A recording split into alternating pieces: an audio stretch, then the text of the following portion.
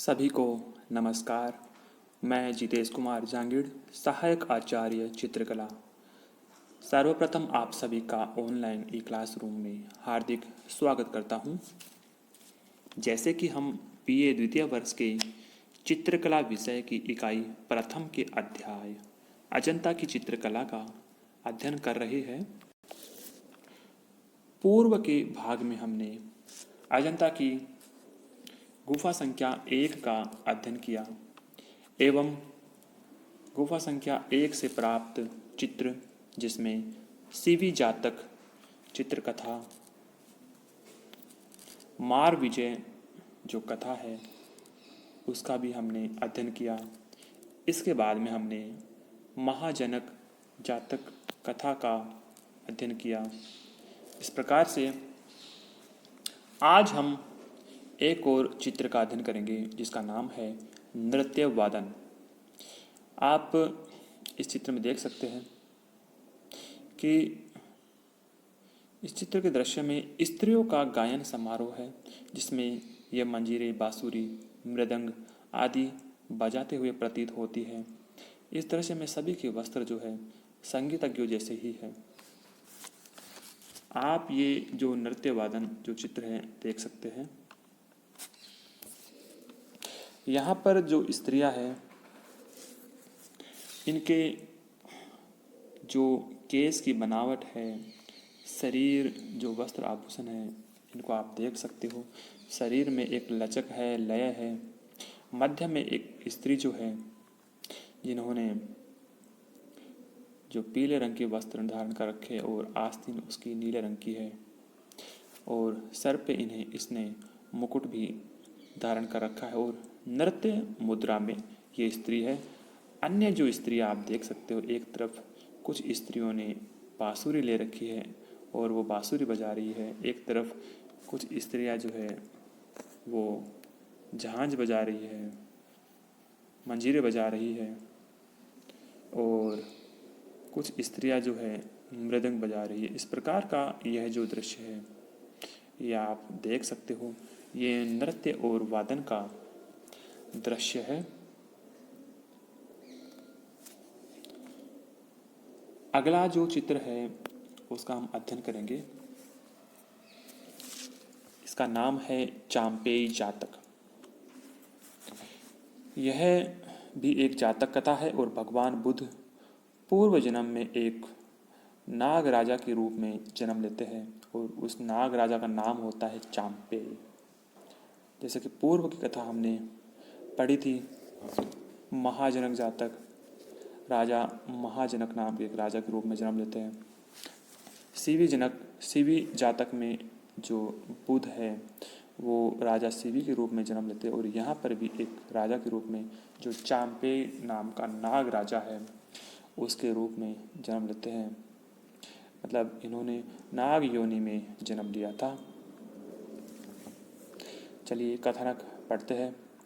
चांपेई जातक कथा के अनुसार एक समय अंग एवं मगध राज्य के बीच, उस समय के जो राज्य है, जो पुराने राज्य है, आज तो इनके नाम जो है वो बदल गए हैं, अंग और मगध के बीच चंपा नदी पड़ती है और वहाँ पर एक नाग भवन है और उसमें चांपेई नाम का जो नाग राजा है वो राज्य करता था। एक बार क्या हुआ कि अंग और मगध जो राज्य है दोनों के बीच के अंदर युद्ध छिड़ गया और जो मगध राजा है वो हार गए थे और हारने के बाद उनका मन थोड़ा विचलित हो गया और ऐसी अवस्था में वो किसी को एक तरह से कह सकते कि मुंह दिखाने लायक नहीं रहे, हार गए तो मतलब यूं तो वो एक तरह से अपने आप को मतलब मृत्यु को सौंपना चाहते थे। उनका विचार कर रहा था, मतलब वो मृत्यु अपने आप की चाहते थे। उनका विचार कर रहा था कि अब तो मर जाना ही भला है। तो उन्होंने वहाँ से भागकर मार्ग में एक नदी आई जो चंपा नदी है और उसमें खुद की मृत्यु करने के लिए कूद गए। अब ऐसा काम करने से उन्हें जो बोधिसत्व नाग राजा जो है चांपे, उन्होंने देख लिया और चांपे नाग राजा ने उन्हें बचा लिया। और बाद में जब वो बच गए तो उनसे पूछा कि आप नदी में क्यों कूदे, अपने आप को मृत्यु को क्यों सौंपना चाहते थे। तो उन्होंने सारी जो वास्तविकता है बता दी कि इस प्रकार से मैं युद्ध हार गया और ये हारा हुआ युद्ध है, ये हार है, ये क्या है कि मैं जीवन भर झेल नहीं सकता था। इस प्रकार से जब ये सारी वास्तविकता जानी मगध राजा की, तो नाग राजा ने उन्हें आश्वासित किया कि उनका जो राज्य है उन्हें पुनः दिलवाया जाएगा। और इस प्रकार से उनमें दोनों में गहन मित्रता हो गई। आप देख सकते हैं चित्र में, यहाँ पे जो चांपेई जो नाग राजा है और मगध के राजा, और उनमें दोनों में जो मित्रता है वो आप देख सकते हैं। एक तरफ नाग राजा है, एक तरफ जो मगध के राजा है, और चारों तरफ जो सेविकाएं हैं वो है।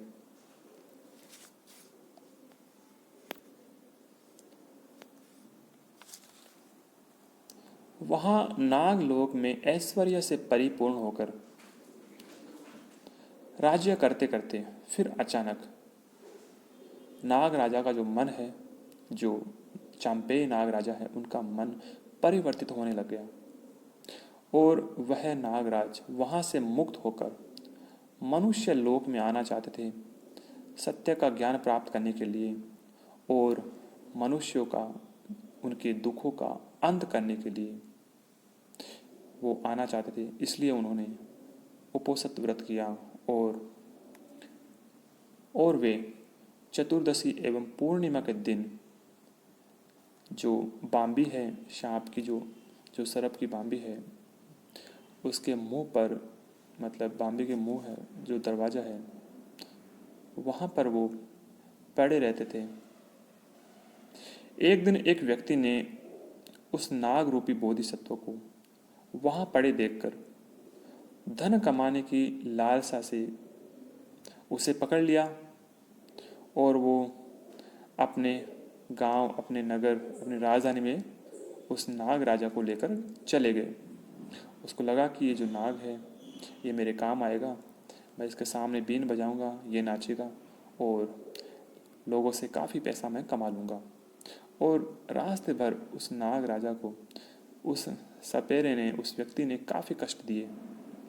बोधिसत्व शक्तिशाली होते हुए भी उसने उस व्यक्ति का कुछ नहीं किया और अपना जो केवल अपने सील को, अपने स्वभाव को वो खंडित होने से बचाने के लिए ये सारा कष्ट जो है, वेदना जो है, ये नाग पुरुष झेलते रहे, सहते रहे।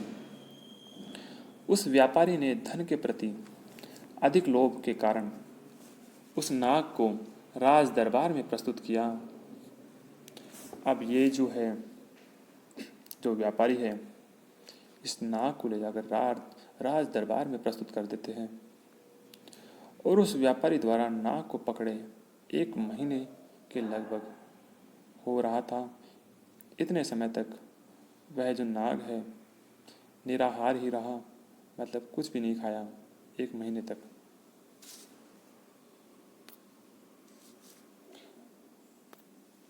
फिर सुमना द्वारा वहाँ पहुंचकर, ये सुमना जो है ये नाग कन्या होती है, ये वहाँ पहुँचती है और बोधिसत्व को पहचान लेती है। जो नाग राजा है, जो नाग रूप में होते हैं, इनको पहचान लेती है और जो वहाँ के राजा है उसको सारा परिचय उस नाग राजा के बारे में बता देती है एवं अपना परिचय देकर वहाँ से उसे मुक्त करने का आग्रह राजा से करती है। तब राजा ने सपेरे से उस नाग को मुक्त कर दिया और उसे उसके नागलोक में धन दाने से परिपूर्ण कर भेज दिया। इस प्रकार का यह कथानक है। मानव जीवन की वास्तविकता यह है कि सांसारिकता के सभी व्यसनों के मध्य रत रहने के पश्चात एक समय ऐसा अवश्य आता है कि उसकी जिज्ञासा सत्य को जानने के प्रति उन्मुख होती है। वास्तविकता में मानव जीवन का यही मूल उद्देश्य है। शायद इस कथा में इस त्याग, तपस्या, सहनशीलता की करुण व्यथा से युक्त अभिव्यक्ति की गई है।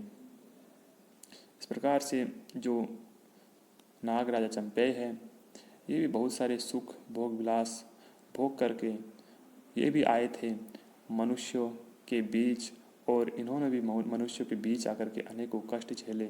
मतलब इस प्रकार से उन्होंने सत्यता जानने की कोशिश की। इस प्रकार का यह कथानक है। धन्यवाद। अगले वीडियो में हम पढ़ेंगे बोधिसत्व अवलोकितेश्वर के बारे में। धन्यवाद।